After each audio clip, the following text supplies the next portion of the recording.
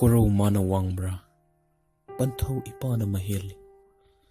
Malem leimana lumbra, palem imana marummehi. Haina ribani, pitribida, nasigi sangsar asida. Imadagi hena, henba karisu leite haina. Asengbani, ngasi nang aina hingliva sangsar asida. Nang aina ngasi tabang sangsar, anganba, amamba, fajava, athiba, kalakpa, mihoba, nungsiba, apamba, harauba, sauningba, pumnamkta khanglibase. Palem imana ekhoibu, taibang sida, thobum tara, naupuduna ekhoibu pokpirambagi maramna, ekhoina ngasigi numit thawar chak, taibang panbase ekhoina uba fangjaribani. Asigumba maman yamlaba, khwaidagi tanglaba ima asibu ekhoina, ngasigi numit asida ekhoina, wahai amatang oirasu ekhoina haifam thoktabra. Ekhoina imabu ekhoina thagatpam thoktabra. Khanduna yengbiyu. Karigumba naha ngasigi taibang pan, ngasigi sangsar asida naha poklamdaba taragadi, naha kari oiramgani.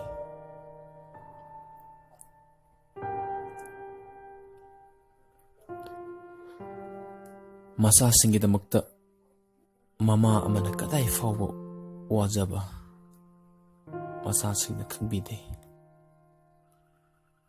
Kanagumba kharadi mama su mapa su amatta mitta uba fangdana tamoi khudum suduna ngasi hingba yauribani. Aduga kanagumba kharna mapadi leiraga ima watpa, ima leijadaba, mi kaya amasung asigi sangsara sida hingduna leiribani. Adubu, aikoina hinglingi matamdadi, aikoina imabu nungsiraba ngamde, ningsingba ngamde, khanggani, imabu nungsirabagi mai chak, imabu nungsirabagi mai leitaba mi khaktana khanggani. Aduna, ngasi uriba aigi mitmangda chattuna ahingba oina leiriba ima palem apokpi makhoibu aikhoina nungsifam thoktabra. Mahak hek yengbada masak fajadaba oirambadi yai. Mahak hek yengbada laira chudatnabi manba oirambasu yai. Mahak hek yengbada yamna chamotnaba oirambasu yai. Pumnamak oidunasu mahak ado aigi imane, aigi pupokpiba aigi palem. Ngasigi numit asida imabu ekhoina ningsingfam thoktabra. Ngasigi numit asida imana ekhoibu pokpirambagi wahai amatang oirabasu nangki chindagi haiba ngamloidabra. Karigi thamoi adu kali imabu thagatpa wahai amatang oirabasu nahakna haiba ngamloidabra. Imabu nungsisi, imabu luna tausi. Mayam pumnamkta amuka hana thagtchari. Thank you. Imabu nungsisi, imabu nungaina thamsi. Nahakna piklingi matamdagi hauraduna imana nahakpu saunanaba yokpirakpani. Imagi mayada chagadaba ahauba kaya kothokduna mahaki machasingda pijaba ngamba imane. Nangna ahing thengna halaktaba mikupta mangolda mai paiduna nahakpu ngaiba ngamba imane. Karigidamukta imabu ekhoina miraigadoribano? Ngasigi malem asida machanipasingna aduga machanupisingna mamabu singthanabidaba mamabu nungsidabagi chatnabi mamabu kaukthokpagi chatnabi ama yamna kanna leirikli karigino nahak ase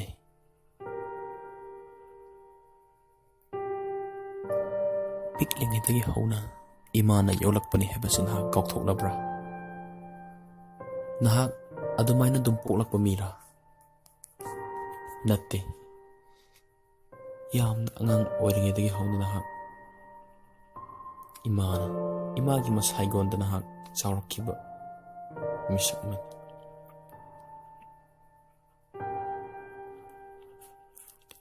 nasigi numit ase yamna pukning nungsiningai oiba numit amani ꯑꯩꯈꯣꯏꯅ ꯄꯨꯛꯅꯤꯡ ꯋꯥꯕ ꯃꯇꯝꯗ ꯑꯗꯨꯒ ꯍꯥꯏꯗꯣꯛꯄꯗ ꯅꯨꯡꯉꯥꯏꯇꯕ ꯋꯥꯍꯩ ꯀꯌꯥ ꯑꯃ ꯑꯩꯈꯣꯏꯅ ꯀꯅꯥꯗ ꯍꯥꯏꯕ ꯉꯝꯗ꯭ꯔꯕꯁꯨ ꯑꯩꯈꯣꯏꯅ ꯏꯃꯥꯗꯗꯤ ꯍꯥꯏꯕ ꯉꯝꯃꯤ ꯑꯩꯒꯤ ꯋꯥ ꯇꯥꯅꯐꯝ ꯀꯅꯥ ꯑꯃꯠꯇ ꯂꯩꯇ꯭ꯔꯕ ꯃꯇꯝꯗ ꯏꯃꯥ ꯅꯠꯇꯅ ꯀꯅꯥꯁꯨ ꯂꯩꯇꯦ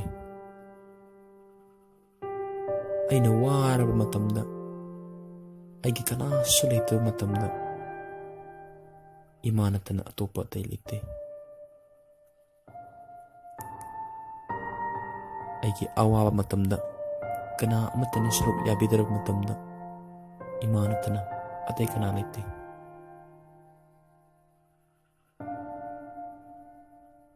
ꯑꯁꯦꯡꯕꯅꯤ ꯏꯃꯥꯕꯨ ꯅꯨꯡꯁꯤꯕꯤꯌꯨ ꯏꯃꯥꯕꯨ ꯂꯨꯅ ꯆꯥꯟꯅ ꯊꯝꯕꯤꯌꯨ ꯏꯃꯥꯕꯨ ꯅꯨꯡꯁꯤꯕꯒꯤ ꯃꯩꯆꯥꯛꯇꯤ ꯏꯃꯥ ꯂꯩꯇ꯭ꯔꯕ ꯃꯤ ꯈꯛꯇꯅ ꯈꯪꯒꯅꯤ ꯁꯟꯕꯤ ꯌꯥꯎꯗ꯭ꯔꯕ ꯁꯅꯥꯎ ꯑꯗꯨꯅ ꯃꯍꯥꯛꯀꯤ ꯄꯨꯟꯁꯤ ꯑꯗꯨꯅ ꯀꯌꯥꯝꯗꯤ ꯅꯨꯡꯉꯥꯏꯅ ꯍꯤꯡꯒꯅꯤ ꯍꯣꯏ ꯃꯍꯥꯛ ꯍꯤꯡꯈꯤꯕꯗꯤ ꯌꯥꯏ ꯑꯗꯨꯝ ꯑꯣꯏꯅꯃꯛ ꯏꯃꯥꯒꯤ ꯃꯤꯅꯨꯡꯁꯤ ꯐꯪꯗꯨꯅ ꯅꯨꯡꯉꯥꯏꯅ ꯍꯤꯡꯕ ꯄꯨꯟꯁꯤ ꯑꯗꯨꯗꯤ ꯃꯍꯥꯛ ꯀꯩꯗꯧꯅꯨꯡꯗꯁꯨ ꯑꯣꯏꯔꯣꯏ ꯃꯍꯥꯛꯀꯤ ꯄꯨꯟꯁꯤꯗ ꯑꯋꯥꯠꯄ ꯑꯃ ꯑꯗꯨꯝ ꯂꯩꯔꯒꯅꯤ ꯄ꯭ꯔꯤꯊꯤꯕꯤꯗ ꯈ꯭ꯋꯥꯏꯗꯒꯤ ꯇꯥꯡꯕ ꯄꯣꯠꯁꯛ ꯑꯁꯦ ꯑꯇꯩ ꯀꯔꯤꯁꯨ ꯅꯠꯇꯦ ꯏꯃꯥꯅꯤ ꯏꯃꯥ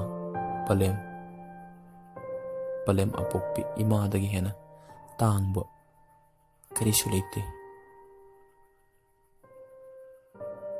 ꯅꯍꯥꯛꯅ ꯄꯥꯝꯗꯕ ꯄꯣꯠꯁꯛ ꯑꯃ ꯁꯤꯟꯗꯣꯛꯈꯤꯕꯗꯤ ꯌꯥꯏ ꯑꯗꯨꯕꯨ ꯏꯃꯥꯗꯤ ꯑꯅꯤꯁꯨꯕꯅ ꯂꯩꯕ ꯌꯥꯗꯕꯅꯤ ꯑꯗꯨꯅ ꯑꯩꯈꯣꯏ ꯏꯃꯥꯕꯨ ꯅꯨꯡꯁꯤꯁꯤ ꯏꯃꯥꯕꯨ ꯂꯨꯅ ꯇꯧꯁꯤ